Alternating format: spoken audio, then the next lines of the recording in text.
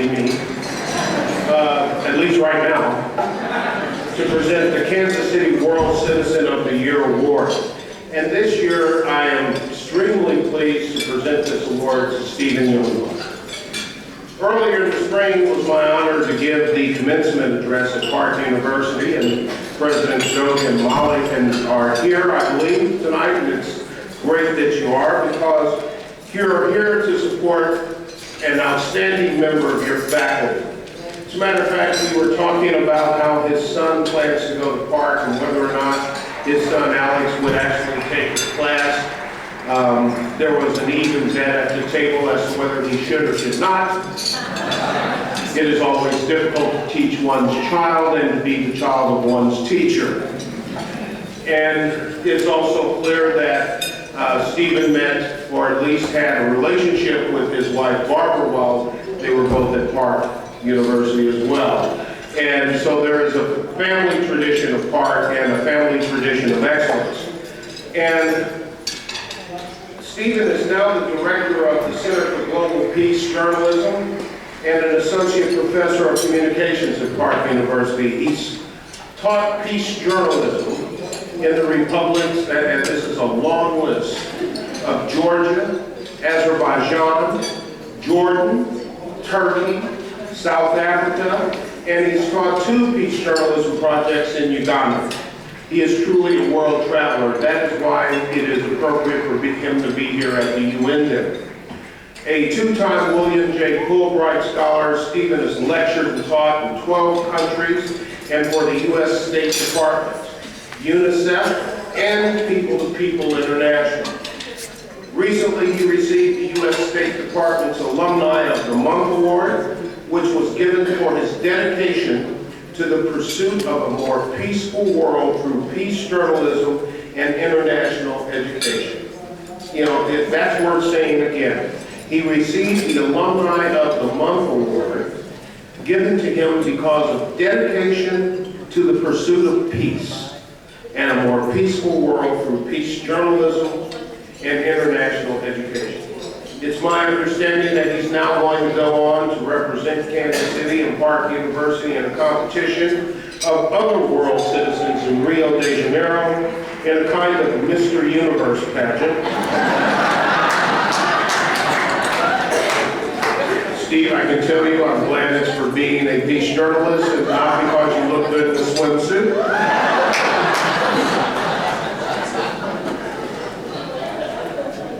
But despite the fact that he may not look great in a Speedo, I put his excellence in peace journalism up against anybody in the world.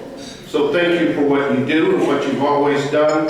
Ladies and gentlemen, it's my honor to present the 2012 Kansas City World Citizen of the Year Award to Stephen Youngblood.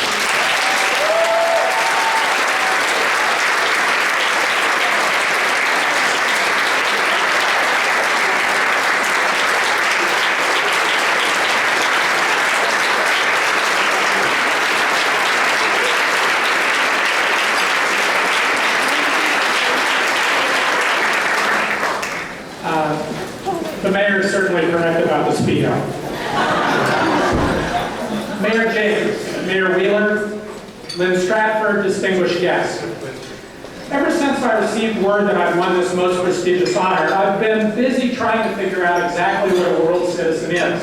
I Googled world citizen and got 3.7 million hits.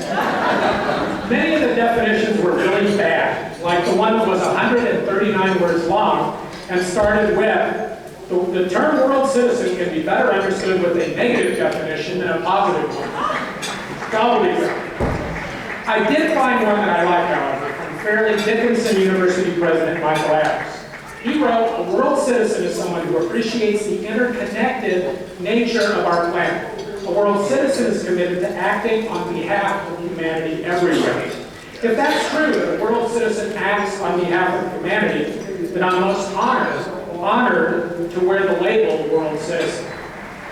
Now that we have a working definition of world citizenship, perhaps a better way to bring this concept into focus is to spend a moment examining some inspirational individuals who exemplify the principle of acting on behalf of humanity. Some of these world citizens you already know. celebrities like Bono and Sting and Angelina Jolie, and philanthropic rock stars like Bill and Melinda Gates or the Hall family. Most world citizens, however, are just like you and me, people doing what they can to make a difference. Many, like Clara Sinclair, gladly toil in anonymity. I'll tell you more about Mrs. Sinclair in a moment. Others, like me, have been fortunate enough to be honored for their world citizenship. For example, one such world citizen honoree is a nurse, Lisa Fernandez, whose global citizenship can be seen in Nicaragua. Lisa made her first trip to Nicaragua in 1999 when she delivered 52 wheelchairs to children in areas devastated by Hurricane Mitch. When she returned to her home in Wisconsin, she founded the Wisconsin-Nicaragua Wheelchair Project. Her wheelchair project works in partnership with Familias Especiales, an NGO in Nicaragua that serves handicapped children and their families. Since its founding, Fernandez and her partners have donated over 1,300 wheelchairs. Lisa Fernandez is a true world citizen. Another world citizen honoree is Dr. Denis Mukwege, who is the founder of the Panzi Hospital in the Democratic Republic of Congo.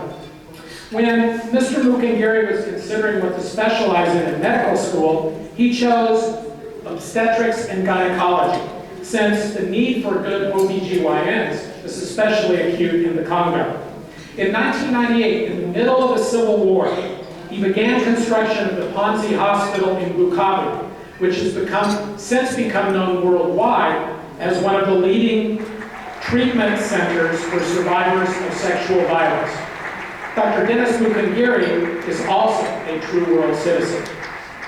My contributions as a world citizen are certainly modest in comparison to these heroes. I've taught abroad in about a dozen countries, as the mayor said, and the focus of my work the last 5 years or so has been peace journalism. Peace journalism is the idea that journalists can make a difference and improve the prospects for peace. That journalists can make choices about what they report and how they report it, how they frame their stories, and the words that they use. The idea is that journalists can either inflame conflict and violence or create an atmosphere that's more conducive to peace. My peace journalism work started in 2007 in the Republic of Georgia and in Azerbaijan. I've been lucky enough to teach peace journalism to young people through People to People International in Jordan and Turkey. My biggest project, 10 months long, sent me to Uganda, where we taught over 30 seminars and traveled 1,400 kilometers. Our message, that journalists must not fuel sectarian fires, that instead they must use their influence to help Ugandans improve their communities. We succeeded. During that project, we succeeded in meeting our principal goal, to prevent media-induced or exacerbated violence around the time of the 2011 election. I've written about my Ugandan misadventures in my new book, Professor Komagum. Komagum, by the way, is an Acholi name given to me by some friends in northern Uganda who attended my seminars. Komagum means lucky. I do indeed feel lucky to have had these opportunities to exercise my world citizenship.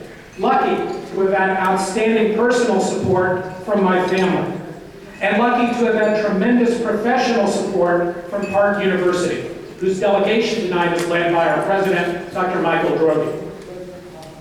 All this luck and support have made my peace journalism work possible. Of all my supporters, though, one definitely stands out. She's Mrs. Clara Sinclair, who I mentioned a few minutes ago. I got a nice typewritten letter from Mrs. Sinclair a few months ago praising Park University for establishing a Center for Global Peace Journalism, which I direct.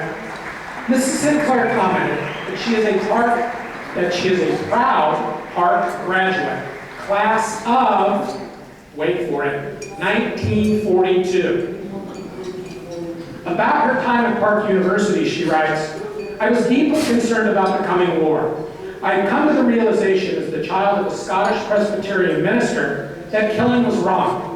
Our president at the time, Dr. Young, shared our concerns. Several speakers on nonviolence and pacifism spoke to the student body. Much of the inspiration of my life came from my days at Park. I am glad to know that such an effort towards world peace still continues at Park University. Here's the kicker. What makes 92-year-old Clara Sinclair a true world citizen in my eyes? Mrs. Sinclair continued, "My concern for peace continues. Each Saturday morning, I stand on the corner of a busy intersection near my home and hold a sign that says, 'War is not the answer.'" Thank you, Clara Sinclair, Lisa Fernandez, and Dennis Mukungiri, for showing me what it truly means to be a world citizen. I will do my best to live up to your high standards. Thank you.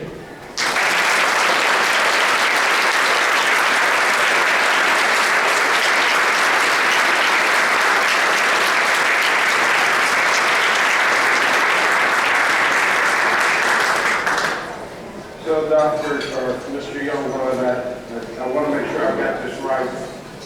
Bono, Sting, both world citizens. You know, as much as I love Bono, I wouldn't have thrown you over for him. And Sting is one of my favorites, but you're still the man. But Angelina Jolie, sorry, you got to go.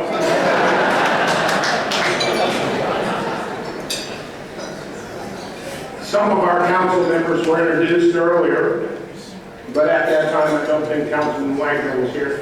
Councilman Wagner?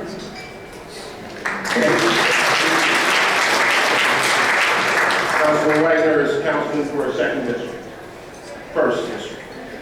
I'll have to get my scorecard out. Thank you very much. We are fortunate, frankly, to have in Kansas City a corporate citizen and giant like Hallmark Cards. Year after year, Hallmark invests in this city and the community and the people in it. They partner and participate in collaborative efforts to make life better for those who live in this city. They do those things big and small to make Kansas City a world-class environment and venue. Homer Kay is the vice president at Hallmark and is responsible for the day-to-day operations and strategies of Hallmark's North American subsidiary businesses. Homer joined Hallmark in 1980, and as a product cost accountant over the last 30 years, he has served as a chief financial officer of Hallmark Cards United Kingdom, managing director of Hallmark Cards UK, and Vice President of Finance for Acquisitions and Diversified Businesses. Mr. Kay resides in Leawood, Kansas, with his wife, Becky, a very delightful lady, I might add. And we have talked, and I'm showing them both lofts in downtown Kansas City next week because they can be a lot closer to Hallmark and to the community service in which they participate. And besides that, downtown Kansas City is kind of where it's at right now. Mr. Kay has previously served on the boards of Children's Therapeutic Learning Center, Alpha Point, and he is the past president of the Women's Christians Association in Kansas City. It is my pleasure to introduce Mr. Homer Kay.